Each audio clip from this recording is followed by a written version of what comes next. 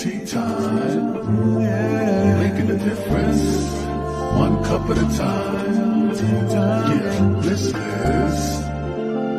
tea time, yeah, making a difference, one cup at a time. Tea time, yeah. So be sure to grab your tea, grab a seat, and tune in to Miss Liz.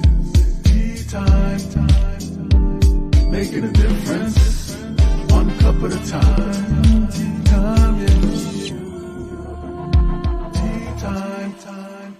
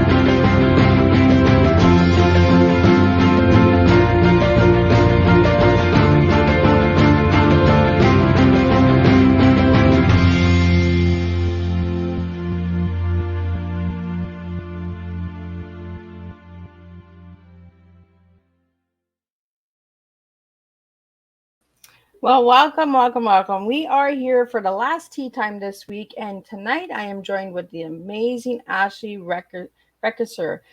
I hope I'm saying her last name right. I'm gonna get her to say it when she comes out, but I'm pretty sure I am. So tonight we're gonna be talking about composing, composition, music design, all of that good stuff. So sit back, grab your tea, grab your coffee, grab a beer, grab a glass of wine. You don't need to drink tea on Tea Time with Miss Liz. So we're gonna get started with the disclaimer and a little bio intro to Ashley, and then I'm gonna get Ashley to join me, and we're gonna spill a good strong TEA with the music tonight on Tea Time with Miss Liz. So the disclaimer for Miss Liz's Tea Time Live show. Miss Liz myself is going live using StreamYard. Before leaving a comment, please grant StreamYard permission to see your name at StreamYard.com. Please be advised that the content brought forward for any Tea Time show hosted by Miss Liz myself is always brought forward in good faith, however, may bring forward dialogues and opinions that are not representative of my platform.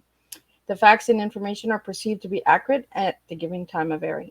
All Tea Time guests and audience participants are responsible for using their good judgment in taking any action that may relate to the discussion. The content brought forward may include discussions for some where they may be emotionally at risk. It is significant to note that this show is engaging in discussion forums only to offer and inspire awareness and connection and is not providing therapeutical advice. If you have any questions about the disclaimer or the panelist discussion, you may freely contact me, Miss Liz, through my email at bookymissliz@gmail.com. Moving forward, should you choose to voluntarily participate in tonight's show in any aspect, I myself, Miss Liz, welcomes you. And should you decide that the show is not made for you, I will see you at a later show at a later date and time. And again, all tea times this year are done on a Thursday, unless it's a rescheduled tea time. So now I'm going to give you a little bit on Ashley, and then I'm going to get Ashley to come in here, and we're going to just spill a good, strong musical cup of tea tonight with you. So if you feel like dancing, get up and dance. If you feel like asking questions about music, design, visual arts, get those questions ready and put them in the comments. So Ashley Weckesser is an Edmonton Alberta-based composer and interdisciplinary artist working in the fields of music and sound, visual arts, and theater. An early career artist, her instrumental and graphic scores worked here premiered at the University of Alberta Convocation Hall through the University Experimental Improvisation Assembly, the XIME. I'll get her to share a little bit on that. On the Contemporary Music Assembly and Edmonton's Ultraviolet Assembly.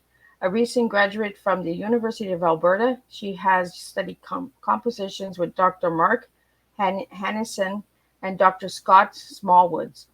Her current interests involve music design for video games and films, producing animated graphic scores, working with advanced music software such as Max MSP, and in visual arts. Her work has won awards for the best video game and auto design, multiple university scholarships, and recently her animated graphic score, A Composer Nightmare, has been featured in the Toronto Fourth Multicultural Film Festival in 2021. For Ashley's full bio, you can check her out on Miss Liz's Facebook page, LinkedIn, and all of those good pages. Now, I want to get Ashley in here. I'm going to grab a sip of tea and get her to share a little bit on who she is. So, welcome, Ashley. Hi. So, Ashley, could you share a little bit on who you were as a little girl and who you are today? So as a little girl, I was much smaller than I am today. Uh, when I was younger, I always got into mischief, always going on adventures. I always just had a very curious mind, and I am proud to say that I have retained that same curious mind and that same mindset of getting into mischief all the time. So, mischief has gotten you into music, correct? Yep. So, how did that help you stay out of trouble? Music. I think it's putting me into more trouble. So, for the viewers and listeners out there that are watching Tea Time tonight and that will watch the replay, can you tell us a little bit about who Ashley is and how you got started in writing music? So I got started writing music, I guess professionally when I first started university. That was my first exposure to formal training in music and all ways of music. When I was younger, I did compose music. That was simply because I wanted to sound good on the piano, but I couldn't really read music very well, and my musical ear wasn't very good, so I couldn't replicate what I heard. And so, I still wanted to go off in front of the adults whenever we had guests over, and so I would just compose my own things on the piano, and it kind of I continued to compose, but not I'd take it seriously until I started university. So, how young were you when you started playing piano? Oh man, that is a that is a great question. Whatever age people are at when they're in grade two, yes, grade two. Grade two, so about 5 or 6, I guess. Yeah, I think so. I think Because that sounds about right. did you Go did with you that. like did you do junior kindergarten and all that good stuff, or did you just start in kindergarten? I did kindergarten and I did a little bit of preschool as well. Okay, yeah, so about 5 or 6. Okay. Yeah. Yeah. So Ashley, what was your number one composition that actually got noticed by public? Are you referencing the one that got awards in my bio? Yeah, is that the first one that like really got like the most notice, like the most Yeah, I guess recognition? Like, yeah, I guess like in terms of publicity, simply because that was with the University of Alberta, and I was taking a course where we had to design a video game from start to scratch in the course of 3 months. And so I was in charge of audio and music design. And then at the end of both the semesters for that year, Bioware, a major video game company here in Edmonton, would host awards. And um, our video game got submitted for multiple awards, and then it won the best audio and sound design, which was really exciting. so how long did that take you to do? My deadline was 3 months, but I don't know. I felt like I was very inspired with this video game. I was having a lot of fun with it. So I'd say after a month and a half to 2 months was when I was fully done the audio for it. That's cool. So, like, does the music just come to you, Ashley, or does like are you sitting with a notebook and writing it out? Like, how do you come about doing this? That's a really good question. I wish I had a straight answer for you. Oh, I think I lost her. Where'd she go? I think we lost her. Let me just find out where she went. There we go. She's a bouncing little rabbit, this one. Yes, you can share my secret. In the hole. We were talking about rabbit holes before we started this tea time. Yeah. I can't remember exactly where I left off, or what was the last thing you heard. All I heard was bloop, and you were gone. So That's my secret. Um, I guess more often than not, if I feel inspired, um, I find that the music really just kind of comes to me, and I guess to give a visual with it, it kind of just flows out of my hands because I compose on my keyboard, and it just kind of okay. happens, I guess, which is kind of a really non-descriptive way of saying it.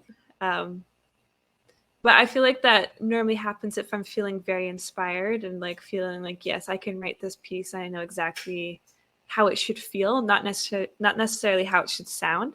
Whereas then there's other times where, I'm completely stumped because one, it could be a project that I'm not inspired about, or two, it's a completely new genre that I have no familiarity with. And so for those, I often find myself just sitting and thinking, and sometimes I write down, but I'm a very visual person, I guess, in my head. So I like to prefabricate things in my mind first, and then I can make things, if that makes sense. So do you write it out like after you've done it on the keyboard, then you go back and put it onto the notebook, or It's quite rare that I write it down on paper like sheet music. okay? It depends on the nature of the project. So if I'm writing something for live performers using your typical instruments like cello or piano or voice, then for sure I will write down on the paper. Sometimes I won't even be using my software. I'll go straight to the paper. But if it's just soundtrack stuff for video games, I won't write it out because I don't have the funds for these projects to hire performers. So it all comes from you. Everything is all you. Yes, for the most part, yeah. Well, that's good though, because you're showing the other ones out there that you don't need that big team. Sometimes you can just do it. It might take a little longer, but you're showing them that what is possible to do it on your own. And I Hmm. and I really that's really inspiring, because for the younger generation that are watching Tea Time and that will check it out later, they can say, you know what? Well, she did it by herself. Let me try it.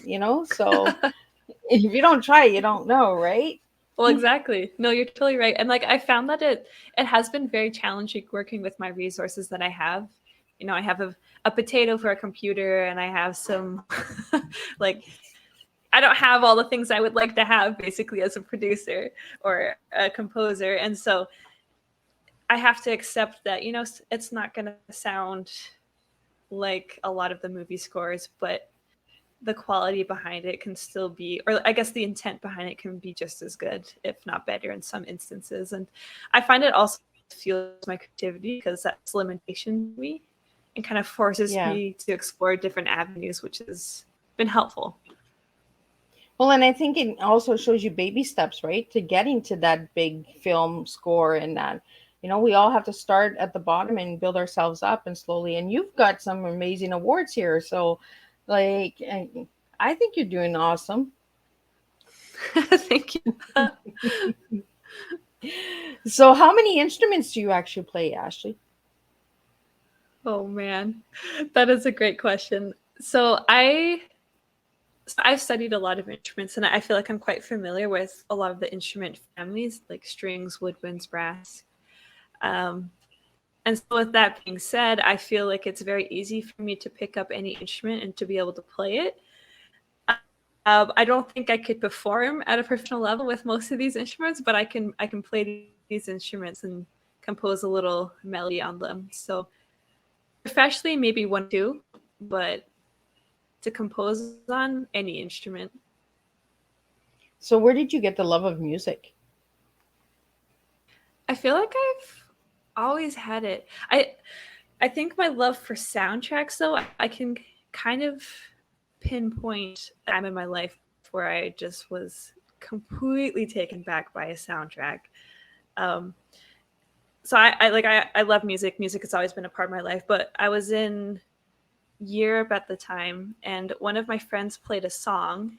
It was one of the songs from How to Train Your Dragon. Oh, It's called Forbidden Friendship. Like I remember sitting there listening to it for the first time on these little crappy computer monitors, and like I was just in awe. Like this is a beautiful song, and it brought me to tears. Music tends to bring me to tears, but I just sat there crying, and this is the first time I've ever cried over a soundtrack.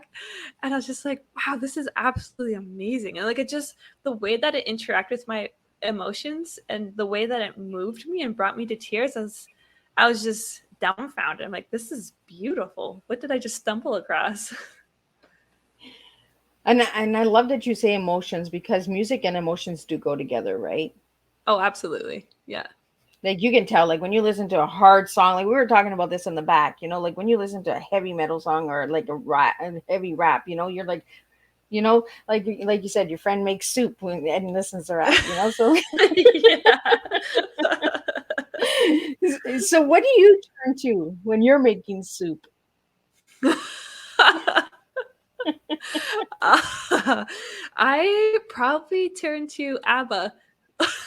Oh, well, look at you. She's like boogieing it and disco dancing, making Oh soup. yeah, you got to put all those moves into the soup. Right? Extra flavored. Oh Dance yeah. on the flow, right? And if anybody hasn't seen ABBA, you should go see ABBA because that is a good movie. So I want to talk to you about a little bit about sound design because we have a couple young viewers that are listening and they want to know a little bit about sound design. So how did you get into that and where can they get into that? So sound design is very different from music design. In my experiences, I've been the only audio person on my team, and so I've typically been in charge of both. I got into sound design as a consequence of my degree. I got a certificate in video game development. And so, like I said before, I was the only audio person. And so, just naturally, I got into more sound design. Um, but as I worked on some more projects that branch away from the genre of video game, it's been interesting integrating sound design and a lot of other musical elements in with the actual musical score and kind of have them interact with each other. And so, if you want to get started with sound design, a good place to start is simply building up your own library of sound effects, or just listening to your surroundings and seeing what you like and what you don't like, figuring out where these sources come from, how you could replicate them, and then just take a video off of online somewhere, a video that you have, and try putting your own sound effects to it. So sound design is more like breaking of glass and stuff like that, right? Yeah, yeah, Okay, compared to the sound of music where it's the flow of the keys and the organs and stuff. yeah, yeah. That's Okay. the music composition part. Okay, so that's where the difference is. So, Yeah. yeah, because we had a question here. So, what was the difference? So, yeah, we kind of answered it as we were talking about it. So, and the Mhm. visual arts, what is it about the visual arts that really grabs you, Ashley? I'm a very visual person, and so naturally, if I think that something striking, it's going to really impact me and captivate me.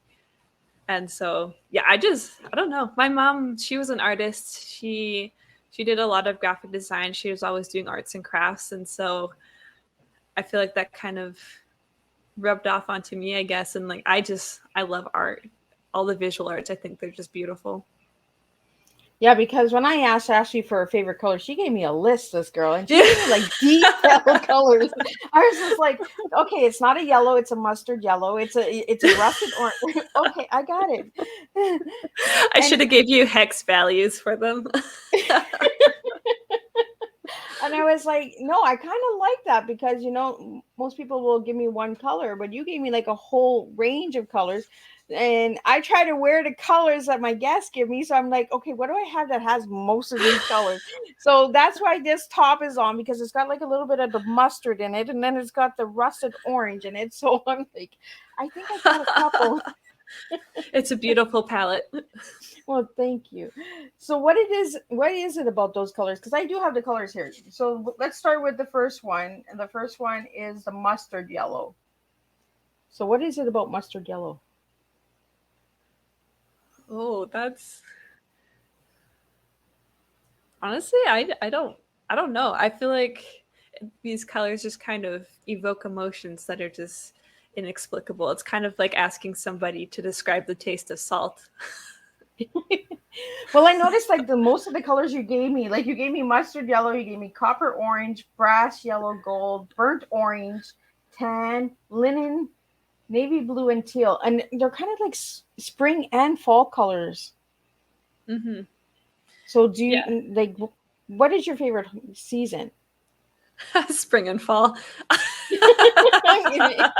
And that's where the colors come from. So the colors come from the seasons that really draw Mhm. you. So in your Yeah. music, do you find that you go to those kind of colors? Like I feel colors have like sounds to them as well, right? Like they have like different tones. Do you feel that Hmm. way? I think that's really interesting because I've heard that before. A lot of people, I even had a class where one of my professors was like, what color do you see when you hear this note? And to be honest, I've actually never seen colors with music. Oh, I kind of see shapes and shadows because to me, the music tells me a story rather than a feeling. And it's from the story that I drive feeling. So I kind of like my mind seems to add a little extra step in there and insert shapes instead of colors. well, that's different. That's really interesting that you see that, like you see shapes and shadows. So Hmm. like are they like different tones of shadows? Maybe that's where the colors come in, is the shadowing of the colors? It's totally possible. I think it's really abstract, and you're actually the first person to ever kind of dive deeper into it. Normally, they kind of give up with the conversation as soon as I say shapes. I like deep. I'm a strong T, so I like to, Yeah.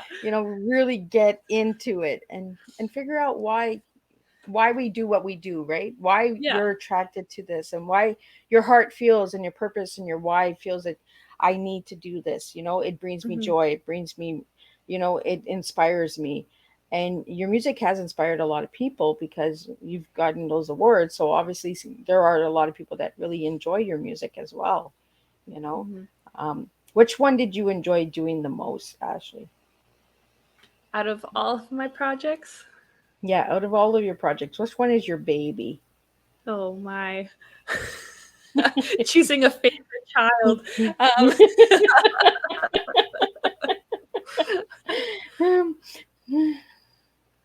oh boy, my brain's freezing up. It goes like this one. Wait, no, this project. I think the most memorable project for me. Uh, I was saying these words to hope that my brain would choose a certain direction and choose a project, but then it started panicking again. Oh my gosh.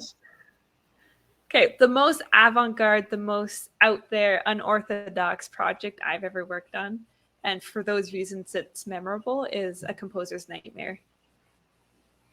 So the nightmare one is the one that.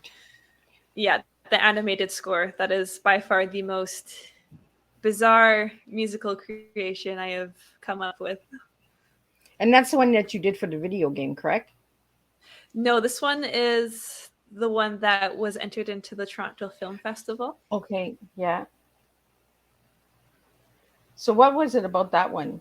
Like, is that the one that you worked the hardest on, or? It was very challenging, but for different reasons. It was difficult because this type of notation, it's animated, and so it required me to be able to know how to do flip pad animation. So basically I had to draw out the score then draw it out again with one note moving a very tiny increment at a time, and like having all these layers and layers and layers. I think there's like probably over 1,000 images just to create this short. Wow. And how long are your compositions? That normally depends on the project. So a composer's Okay. nightmare is around 10 minutes in length. Oh, so 10 minutes. Go check it out. Check out that and then check it out. So Ashley, you also like to do collaboration. So what do you like to collaborate with? Is it music? Is it visual arts? Is it the films? What do you like collaborating on? Honestly, anything. When people come to me with a project like, hey, do you want to do music and sound design for this? I plan to do X, Y, and Z. I'm like, yep, absolutely, count me in. The ideal collaboration for me is to someday score for a film. I would love that. That would be amazing. So that's your dream, is to get into the films, like the Yeah. scores of films. I think you Yeah. I think you're already halfway there, girl. Thank you. You never know who come knocking on your door and say, Ashley, come and help me. Oh man, the day that happens, I'll probably cry. I'll be so excited. So Ashley, we have a question here about emotions. When you're writing a composition, when you're creating a piece, do you cry? Do you laugh? Do you giggle? Like, they want to know what your emotions are when you're creating. Yes, I definitely express them. And if you were to be a fly on the wall during my creation process, you would think I have gone mad. Because I not only express those emotions, I also talk to myself. I talk to my computer. Like if something goes wrong, I'm like, "What are you doing? Like, what? Why'd you do that?" Yeah, She goes down that rabbit hole. yeah. It's quite the sight. I think it's a good time to ask Ashley, what is your tea? What words would you give me for your tea tonight? Yes, I'd say teachable, centric, and adventurous. Oh, do you want to tell me why you picked those words? Yes. So teachable, I love to learn. And so I hope that for those who are teaching me and who have taught me, assume that I have a teachable attitude. I like to be teachable. So because, I want people to teach me things. Eccentric because I'm eccentric. I'm crazy. I am not afraid to go outside of the norms, to explore the unknown, to be unorthodox.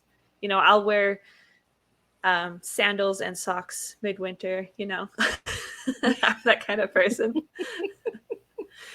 And then adventurous. I love. It kind of goes with eccentric a little bit. I love exploring the unknown. I have a very inquisitive and very curious mind, and I'm not afraid to explore my questions as well. And so I love going on adventures. So where's the craziest adventure you've ever gone to? Or have done? I think the craziest for me was going to Taiwan for 6 weeks. Oh, do you want to share a little bit on that? Yeah, I was I think halfway through my university studies at the time, and I felt like I really need to just get out of the country, just go traveling, because I also just love to travel. But when I travel, more often than not, I feel guilty if I travel just for myself. I don't know. It's just this weird feeling I get with selfish traveling, I guess. I don't really know how to explain it. Anyways, and so I was just trying to think of opportunities for me to go abroad where I wouldn't feel guilty and like I could, maybe help somebody or do something. Anyways, I was in a lecture for Earth and Atmosphere Sciences. So I was learning about rocks at the time. Super random. And this group comes in and they're like, hey, we are this volunteer organization. We're looking for volunteers to go abroad and to teach in various schools. I'm like, well, sign me up, like right away. I'm in. Yeah, I'm like, this is perfect. Thank you, rock class. Anyways, and so through this organization, I get set up to go to Taiwan and volunteer this elementary school. And the school had arranged for me to have host families. And I fly to Taiwan halfway across the world, not knowing anybody who I was going to meet. I didn't know anything about the culture because this was my first experience with the Eastern cultures, and I didn't know any of the language. And yeah, it was quite a distance to travel by myself. And I didn't think anything of it until the plane landed in Taiwan. I was like, what the heck am I doing? Like, where am I going now? Yeah. But it was honestly the most amazing experience ever. And if anybody out there wants to travel somewhere, I would highly recommend going somewhere where you know absolutely nothing about and just being open to it. I told myself on the plane, I was a little bit afraid about the cuisine of that area. And I told myself that I had to try everything at least once before I could say I didn't like it. And I feel like that just really opened me up to everything else. And like, it was amazing. It was incredible. So how long was that trip for? That was for 6 weeks. Oh, well, look at that. And did you learn anything different from Taiwan, like music wise, or? Oh yeah, I actually bought an erhu, which is a traditional instrument they have, and I bought one there and brought it back with me. So what kind of sound does that make? Well, when I play it, they say it sounds like I'm killing chickens. It's supposed to sound nice. It's really hard to describe. So is it like a horn? Is it like a flute? Like oh, okay. It's so not like thing look like. It's definitely not like a chicken. It's picture it. It's a string instrument. Okay. It has two strings on it. But so violins, how they resonate, how they get the vibrations out into the air, it's through a wooden frame. Okay. Whereas an erhu, it sends the vibrations. It has a wooden frame, but it also has some sort of reptile skin. I think it's snake or something. And the way that it's structured well, it gives the string resonance a slightly different texture. But yeah, if you looked up erhu and people playing erhu, you would recognize it. It's very, very well known. Oh, I'm going to have to check it out. And you'll have to send me a video of you killing some chickens. Oh my gosh.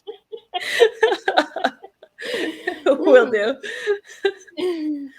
So Ashley, when it comes to music, for the younger generation out there, what do you want to encourage about music to them? I want to encourage expression and emotion. I think music has these very beautiful qualities and characteristics about it that allow us to really connect with our emotions, but not only our emotions, but our subconscious as well. And I feel that it kind of helps us to connect emotionally with others as well, not just with ourselves. And so I would really encourage to express yourself through these emotions, to be willing to listen to other people expressing these emotions. And I think you'll surprise yourself with how beautiful of an experience you can have and how connected you can actually feel to maybe even complete strangers. I like how you put the expression and the emotion together, because it's the connection of human contact, right? And the music that in the body and the emotions play. So when you're working with other people on different projects and that, are you very expressive? Are you like really deep, like a deep thinker, get into the emotions? Like, are you that crazy mad lady that you're like in the room there talking to the laptop, or are you more laid back when you're working with people? I'm definitely more I have more filters on when I'm around people. She's not going down no rabbit holes when she's with people. Yeah, I try not to. When I do, I get a lot of weird looks and they just start laughing at me. I think I guess from experience from a lot of my collaborative projects, I kind of act like a sponge in a way, and I kind of sit back and just take in everything. Like I try to create this story and try to understand the story and the messages to be told, and I try to understand the emotions, the sentiments behind everything, and then I try to kind of create, I guess, that shape. I guess the shape is probably the best way to explain it. Like this, I don't know, this being. It kind of creates something magical. I don't. It's really hard to describe. And then I try to infuse my music with that. Oh, I love that word infused. That's really a strong word, you know. And you're talking about the sponge, how you're soaking it all up, right? And then somebody just comes and squeezes that sponge, you know, and then Yeah. poof, it opens up and everything is out, right? So Yeah. I like the way that you describe that because that's how you put a music together, right? You put it all together in this big pot. It's like that soup again. We're back to the soup, Yeah. and we just, you know, scoop the soup out, and we actually have like a magical piece that we had no idea where it was going to go or how it was going to come together, but at the end of it, it came as a beautiful piece, right? Mm-hmm. And I like that you keep mentioning like the sponge got a shape, and the rocks that you went like on your journey, you know. It's the different shapes that really grab you. It's the shapes and shadows of things that, and I Mm-hmm. think that's really interesting, and it's really, really deep emotions Mm-hmm. because like a sponge is light, right? And then the rocks are heavy. So it's almost like you're getting a light sound and you're getting a hard sound and you're getting, you know, then you're getting a medium sound. So it's almost like Miss Liz is gonna create a song here. I'm gonna get Ashley to squeeze the sponge to play and kill the chickens and go That's down the very rabbit hole. poetic. It's gonna be a magical piece, and we'll just call it Miss Liz's crazy tea, right? Yeah. um Okay, I want to get into soundtracks because you're big on soundtracks. So, for people that don't know what soundtracks are, could you share a little bit what that is? I'm sure people do, but not everybody might know what a soundtrack is. Mm-hmm. When you basically, a soundtrack is just a piece of music to accompany linear media. So it's typically for film, or I guess maybe I shouldn't say linear media because it also soundtracks are in video games, which is very much not linear. So yeah, it's piece of music to accompany media. So, have you ever done one for a comic book? No, but I would love to. That sounds awesome. Right? I was just like, I could see you doing a comic book. You got the sponge, you got the rocks, you got like all these superheroes are coming in, you know, they're moving the rocks. And That would be awesome. That would be so cool. I think that would be cool if we started having, you know, pieces for comic books. You open up the comic book and you got this piece, you know, That's actually really like, interesting that you do that because for one of my projects in university, I programmed my own version of X's and O's. So it's just kind oh, of like a tabletop game, but I didn't have the time to actually make a physical copy of it. It was just on the computer screen. And the way it was programmed was that it would produce a soundtrack music, I guess a soundtrack that was custom made to the two players playing that game. So when the players would move their pieces around, it would directly alter and influence the soundtrack. And I wanted to be able to figure out a way to do this on an actual physical copy, and it would actually produce music as you played it. oh, look at that. See, we opened the door. She's going to get to work. She's going to, new project. Miss Liz just gave you a project. I gave you homework, Ashley. Excellent. I've been missing homework. So I want to understand a little bit about the MX and the MSP. What is that all about? Actually, that's great that you just asked that because the project I just talked about, the programming bit, that is Max MSP. So it's an advanced music language. So it's a software that allows you to program, but a lot of the program presets that it has are around music. So for example, I could take a webcam and I can make it track my hand. And I could say that when my hand is at this height, it will send values to that program. And I could say, play this note. And then when I move my hand, I just get it to track all these values, and I can program it in Max MSP to play back different sounds. So the higher the hand, the lower the sound, or the lower the hand, the higher the sound? Well, it could be whatever you want. And like that's what's so beautiful about this program, this software, Max MSP, is that really the world's your oyster. You can do a lot of incredible things with it. So, and you're also into animated graphic scores. So, could you tell us a little bit about that? Yeah, so A Composer's Nightmare, the one I was talking about, that is an animated graphic score. I'm not sure if I've completely made up that term. I'm not too sure. I have yet to find somebody else who's ever done the same thing as me. So I'll try to explain it is, which is a difficult thing to do because an animated graphic story is something that's super visual. But imagine a piece of paper and it has notation written on it, so sheet music. So think of like your piano book. That's just traditional notated music.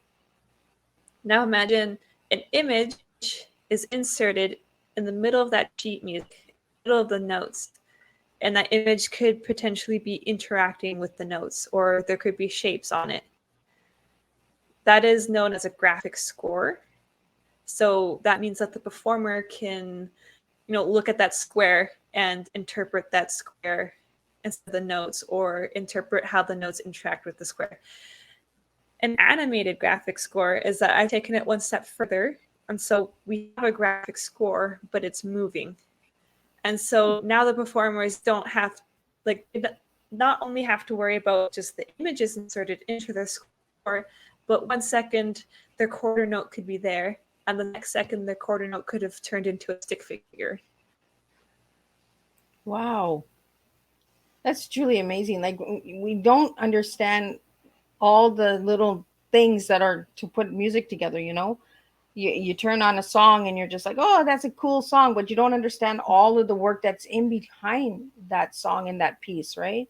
There's many different steps. So how many steps is in a composition? Or does it go different steps, like different levels? Like, how does that work?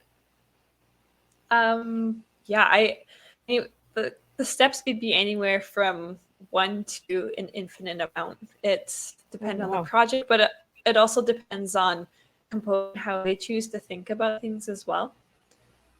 There can be a lot of steps. So there's like different. So when you're putting a piece together, do you start a little bit over here, a little bit over here, and then you just bring it together, or do you just take it step by step? I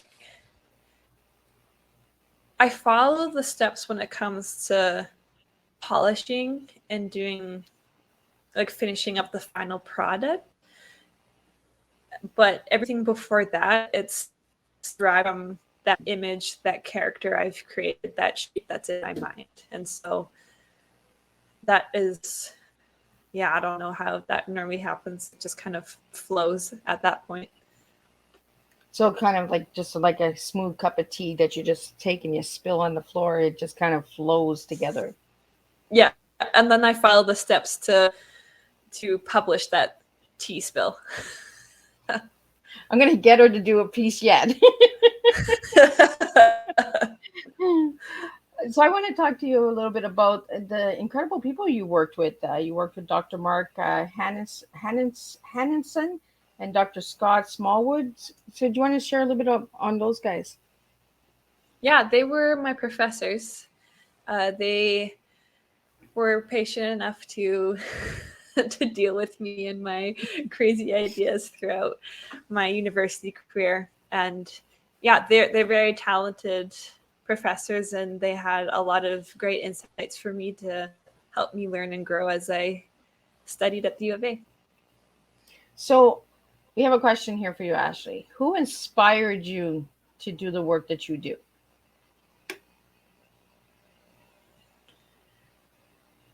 Oh, that's a great question. I feel like different people inspire me for different reasons. So I guess a very generic answer would be just life. inspires me. But yeah, for very specific reasons, I have different people that inspire me for certain things. So.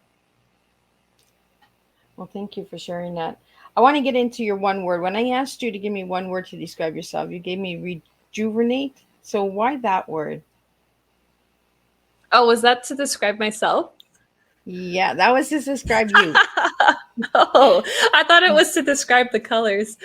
Oh, well, look at you.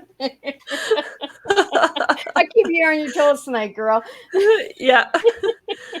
Now I have to think rejuvenate, how that describes me.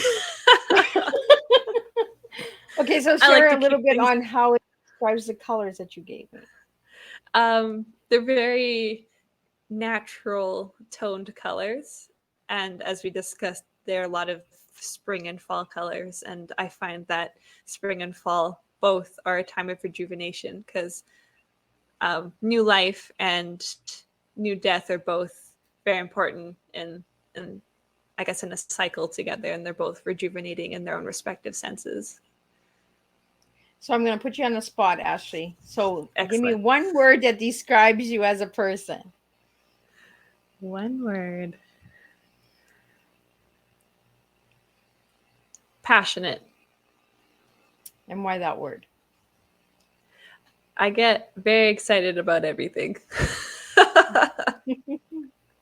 I my friends can attest to this, but there's just to give you an example of what it's like for me sometimes. I uh, I found some dice. They were six-sided dice, and there were six of them, and they were made from gemstones. Oh, And I was so excited. I was losing my mind. I was very verbal about my excitement, saying over and over again, "Isn't this awesome? Isn't this awesome?" Like, yes, Ashley, we've already told you like 10 times how awesome it is. And um I like sometimes get so excited that like I can't sit still when I'm like super excited about something, and like sometimes my eyes start watering up. It really sounds like I cry a lot, but I don't know. It's just really cool. and where did you find these dice? I found them at a market.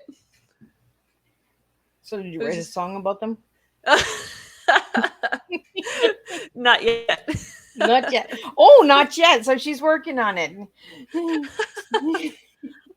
So are you working on a project right now, Ashley? Yes, I'm working on many projects. So do you have anything coming out soon? Yeah, actually, on May 20th, I believe, I have a single that I'm releasing because on the 19th, two of my friends are getting married. And so I composed a song for them to dance to for Oh, their first dance at their wedding. that is nice.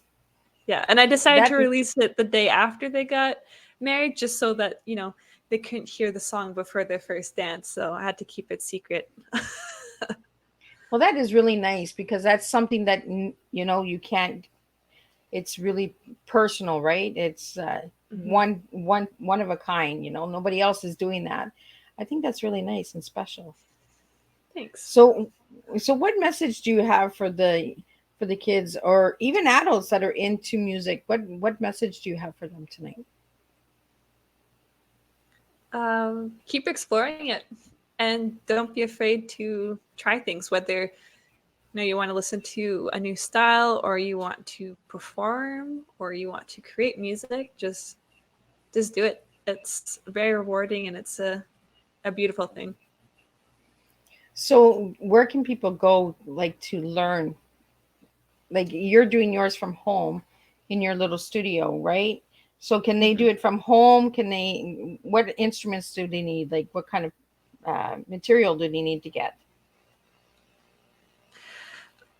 There are a lot of resources online. Like YouTube is just a hub for tutorials about anything you could ever want. So there's a lot of great tutorials on YouTube for producing music and where to start. Um, what's really important is to have something we call a DAW, a digital audio workstation, Okay. and that's essentially a software on a computer that kind of takes MIDI input, or you can put recordings into, and that's where you can change and alter the music in there. It's kind of like the headquarters, I guess, for of audio related softwares or hardware. So I want to get into, you have it here that you feel that music is storytelling. So why do you feel it's like storytelling? I personally think that all music tells a story. Um, I think the reason behind that is just because it's so visual for me, and I feel like I see and feel the story. But I also feel that the emotions behind music help in the storytelling as well. And so like, I guess I'm speaking about music that doesn't have lyrics, but even if you listen to music with lyrics, the lyrics are telling a story. Soundtrack's a little more difficult to grasp the story just because we don't have lyrics telling us verbatim what the story is. So in your bio here, it says it is the bridge by which we can cross into the land of our subconsciousness. Subconscious? I think I'm saying it right. And transcend our self awareness it inspires. So, what do you mean by that statement? So I'm the strong believer that music possesses qualities beyond our comprehension. And the reason why I believe in that is just simply reflecting on my experiences with music. And I also took a music therapy course when I was in the University of Alberta, and I did research on the physical impact of music on the brain as well. And it's really, truly an amazing thing. And music has the ability to activate areas of a brain that normally don't get activated by regular activity. And so with this increased activation of the brain, kind of helps us to have this increased awareness and ability to perform, whether that be physical tasks or mental tasks. And I really think that music helps us to really connect. It's kind of like a conduit by which we can actually understand a little bit more about ourselves. We can understand our emotions a little bit more. And this topic is a lot of what music therapy dives into, because music therapy is typically just it's using music to heal, whether that be mental or physical. And that's something we It's really a don't talk very about, right? We don't talk about music therapy very much. So when does yeah. music therapy come into? Is that during like when someone has Alzheimer's or dementia, or is it like uh, to overcome trauma? Like when do we use music therapy? For all those examples you listed, as well as music and audio cues have been used in physiotherapy as well. So, Oh, for example, there's a case study that I had read that somebody had brain damage. And so in their physiotherapy, they started playing musical tones, and it would light up areas of the brain because they had the monitors hooked up to their patient, and it would highlight areas of the brain that were activated and they weren't damaged. And so basically this patient had to relearn basic skills. And our brains are very moldable. They can change. And so when they played these tones, and then they would teach this patient a basic motor skill, like picking up a cup, they were actually able to regain those skills even though the primary area was damaged. But because the music activated the other area and made it accessible when learning those new skills then got inserted into that new area. And so they were able to regain their motor skills. And like that's just like a very surface level understanding, because I'm by no means an expert on it, but it's incredible. Like even if people go running, they'll often listen to music that has a good beat, and like that beat helps us activate our muscles and keeps us going with that as well. So physiotherapy, if you're trying to, I don't know, work on your legs, or try to work on your gait like you're walking, they'll yeah. often play beats at a regular beat to help the patient. And that's a topic I haven't had on Tea Time, and I think that's really an interesting topic to bring to the table is music therapy because like you said, for physio and for dementia, for mental health, and exercising. Like when we go for our walks or we do exercise for 30 minutes or whatever, we have music in our ears a lot of times. So uh, the music does work with the body a lot. Mhm. So where did you go for music therapy? Was it in Alberta or? It was a course that I took just when I was at university. It was a supplementary course, and so it was just one semester. And the professor was a music therapist, and she just taught us the basics. And it was really interesting. I was skeptical at first. I was like, yeah, right, music therapy. I mean, like I love music, but I was very skeptical about it. But now I'm like totally sold on the idea. I was like, wow, this is I'm a fool. Well, I really love your attitude, Ashley. Like you're really cheerful. You're very sometimes we have to be silly. We have to be goofy. When our anxiety gets to us, and the stress, and Mhm. we feel like so many people are like looking at us. We just gotta be silly. We gotta go down that rabbit hole. Like you popped out and then you pop back in. Yeah. It's just the way life works. Sometimes we just gotta go down the rabbit hole and we just gotta be fun. We gotta have that excitement and that. So I really want to thank you, Ashley, for joining me tonight on Tea Time. I've had a blast. Like it's been exciting, and I've learned so many things. I got so many little notes here, but I really think music therapy is something that Miss Liz needs to bring to the table. So thank you for that, Ashley. Mhm. I really, really appreciate that. So, uh, is there any way we can hear a piece from you on the spot? Cool. On the spot. I think that'll have to come from your end. You can look up, I have some pieces on my website if you'd like to. Let me see if I can get that going. And I just want everyone. So, actually, if anybody would like to reach you, how can they reach you? You can go to my website and then go to the contact page, and that is probably the best way to reach me. And what is your website for the audio people? It is aweckesser.com, and I'll spell that out. It's AWECKESSER.com. Awesome. I'm just going to see if this is going to work. I'm going to see if I can do it. If I can do it, we're going to listen to a little bit of Ashley's piece here. Do, do, do. I haven't done this in so long. I should have thought of doing this a little earlier. Okay, share screen. Let's go. Where are we going? We're going share screen. And we're going Okay. here. And we're going to share with the audio. So I'm going to just put this on and we're going to just close up tea time with listening to a little bit of Ashley's Undying I have here.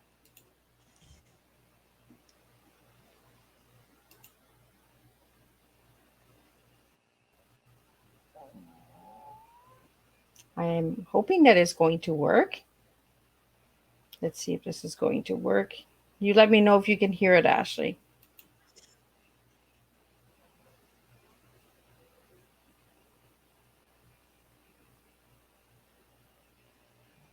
So far, I don't hear anything. You don't hear anything? Well, I'm going to. Oh, can you hear it now, Ashley? No. No. Well, we tried it. But I'm going to put it up. And Ashley, I really want to thank you for joining me. And we're going to get it play. I can hear it, but I don't think anybody else can hear it. So I want to thank you again, Ashley, for really just opening that door and the music for everyone out there. And again, check out Ashley's website. Check her check out the work. And if you'd like to connect with her, collaborate with Ashley, you're more than welcome to. If you need to connect with Ashley, you can always reach out to Miss Liz and I'll connect you to. I love collaborating as well. So if you ever need anything, Ashley, I'm just a cup of tea away. I want to thank all the listeners and viewers tonight, all your questions that came in. Ashley, I want to thank you for your your silliness and your and openness and different interview. This is what I love about Tea Time. It's always different. So, and I will see everyone next Thursday with 3 shows, 3 new topics, and we will see you all next Thursday, 10 a.m., 3 p.m., and 7 p.m. And again, thank you, Ashley, for joining me tonight on Tea Time.